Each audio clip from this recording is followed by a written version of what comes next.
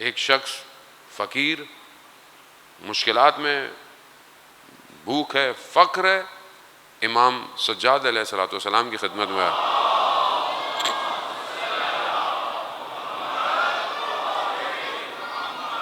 امام کی خدمت میں حاضر ہوتا ہے، مولا سے کہتا ہے مولا مشکلات ہے، کچھ ہے نہیں کھانے کو۔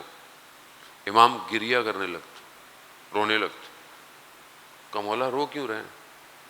کہا اگر ایک مومن مشکل میں ہو اور دوسرا اس کے لیے کچھ کر نہ پائے تو گریہ ہی کرے گا انسان۔ اب یہ بات مشہور ہوتی ہے، پھیلتی ہے، جو منافقین تھے ان کا یہ تو کہتے ہیں کائنات ہمارے اختیار میں ہے، اب یہ نہ مشکل میں آیا تو اس کی مدد ہی نہیں کر رہے۔ تو یہ جب بات دوبارہ سے اس غریب شخص کو پتہ چلی، وہ پھر روتا ہوا امام کے پاس آیا، کہا مولا مجھے اپنی مشکل پر رونا نہیں آ رہا، مجھے ان تانوں پہ رونا آ رہا ہے کہ یہ جو لوگوں نے بولا ہے کہ آپ کچھ نہیں کر سکتے۔ تو امام نے کہا کہ دیکھو جب تم اس وقت آئے تھے گشائش، آسانی تمہارے لیے لکھی بھی نہیں تھی، جو تھا ہم نے تمہیں بتا دیا، لیکن اب تم آئے ہو تو تمہارے لیے اللہ نے آسانی کو لکھ دیا ہے، تمہاری حاجت پوری ہو جائے گی۔ اپنے خادم کو آواز دی، کہا وہ میری 2 روٹیوں کے ٹکڑے ہیں وہ لے آؤ۔ 2 روٹیوں کے ٹکڑے دیے، کہا یہ لے جاؤ، اپنی مشکل کو حل کرو۔ اب وہ یہ 2 روٹیاں جو کہ سوکھی ہوئی روٹیاں ہیں اب لے کے بھی جا رہا ہے، اور درمیان میں شک بھی کر رہا ہے، تردید بھی کر رہا ہے کہ اس سے میری غربت، میرے قرضے، میرا فقر کیسے دور ہوگا۔ ابھی یہ لے کے جا رہا ہے، جاتے ہوئے رستے میں دیکھا ایک شخص مچھلیاں بیچ رہا تھا، ایک مچھلی باقی تھی، کوئی خرید نہیں رہا تھا، ہاتھ میں لے کے کھڑا ہوا ہے۔ تو اس نے بولا یہ ایک روٹی کا ٹکڑا لے لو، مچھلی مجھے دے دو۔ اس نے بولا ویسے کوئی نہیں خرید لا، چلو لاؤ دے دو، لے گیا۔ آگے بڑھا، ایک شخص نمک بیچ رہا تھا، اس کے ہاتھ میں بس تھوڑا سا نمک رہ گیا تھا، کوئی خریدار۔ اس نے بولا یہ لو، یہ روٹی کا ٹکڑا لے لو، نمک مجھے دے دو۔ اب یہ شخص گھر گیا، اس نے بولا نمک کو میں مچھلی پہ لگاؤں گا اور اس کو پکا لوں گا۔ تو اس نے جیسے ہی مچھلی کو کاٹا تو اس کے اندر 2 گران بہار مہنگے موتی نکلے اس کی شکم سے۔ اب جب موتی نکلے تو اب یہ تھوڑا حیران ہوا، تو ایسے میں دیکھا وہ جو دن کو نمک اور مچھلی لی تھی وہ دونوں واپس آ گئے۔ کہا کہ بھائی یہ جو روٹیاں آپ نے دی ہیں یہ آپ اپنے پاس ہی رکھیں، یہ ہم سے نہیں کھائی جائیں گی، اور ہمیں پتہ چل گیا کہ آپ کتنے غریب ہیں، ہمیں مچھلی اور نمک بھی نہیں چاہیے۔ اب یہ مولا کی خدمت میں پہنچا کہ بھائی یہ تو ہیرے نکل آئے، موتی نکل آئے۔ امام نے کہا یہ روٹیاں ہمیں واپس دے دو، یہ ہمارے علاوہ کوئی کھا بھی نہیں سکتا۔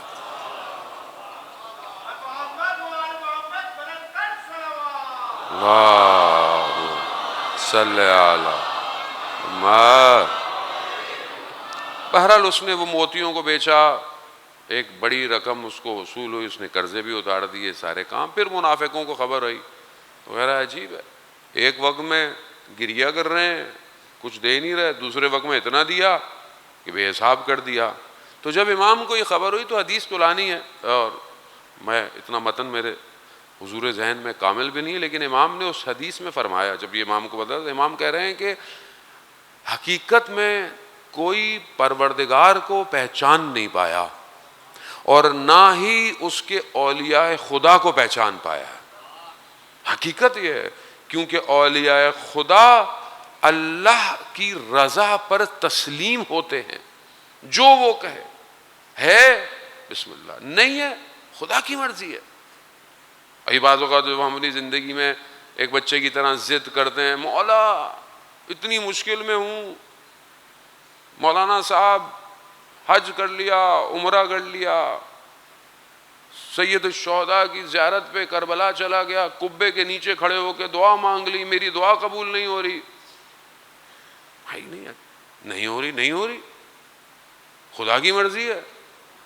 اپنی یا تو توحید کو نہ سمجھیں، جب توحید سمجھ آئی آپ کو کوئی منع نہیں کر رہا آپ دعا نہ مانگیں، آپ زحمت نہ کریں، آپ محنت نہ کریں، لیکن اس کی رضا پہ تسلیم ہونا اصل میں جو ہے وہ کمال ہے۔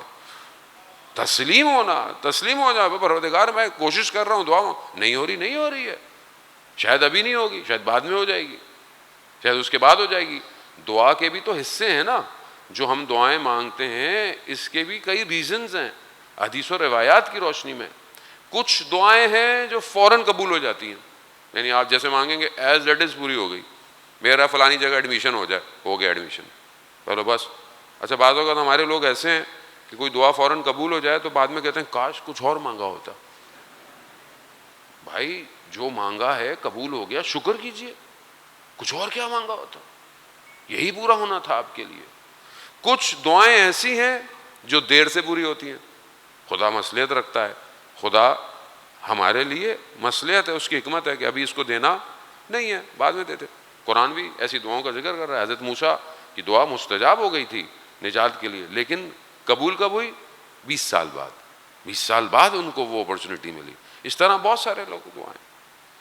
کچھ دعائیں ہیں کہ خدا جن کو ظاہری قبول نہیں کرتا لیکن اس کے بدلے میں آخرت میں جزا دے گا.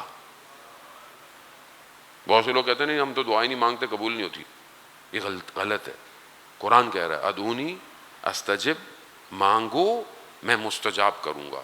جو دعائیں یہاں قبول نہیں ہوتی, اسی آیت کے ذیل میں تفسیر المیزان میں علامہ طباطبائی بیان کرتے ہیں قیامت میں شخص خدا کی بارگاہ میں کھڑا ہوگا اور اس کو ریوارڈ ملے گا, اس کو بہت کچھ ملے گا. تو وہ کہے گا میں نے یہ کام تو نہیں کیا تھا. کہا وہ جو تم نے دعائیں مانگی تھیں اور قبول نہیں ہوئی, یہ اس کا ریوارڈ ہے. تو بندہ کہے گا کاش میری دنیا میں کوئی دعا قبول نہ ہوئی ہوتی, کیونکہ یہ لمیٹڈ ہے نا, یہ دنیا لمیٹڈ ہے. ہمیں بس یہی نظر آ رہا ہے, مطلب یہ دیوار, چھت, اس کے نیچے. ہمیں دیوار کے باہر نظر نہیں آ رہا کہ خدا نے میرے لیے باہر کیا لکھا ہوا ہے, نظر ہی نہیں آ رہا.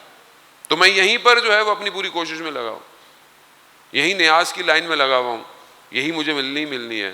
کیا پتہ آپ یہاں سے چھوڑ کے جائیں, آگے اس سے اور نیاز بھی ہو, لیکن ہم یہیں تک ہے, جتنا نظر آ رہا ہے اتنا ہے.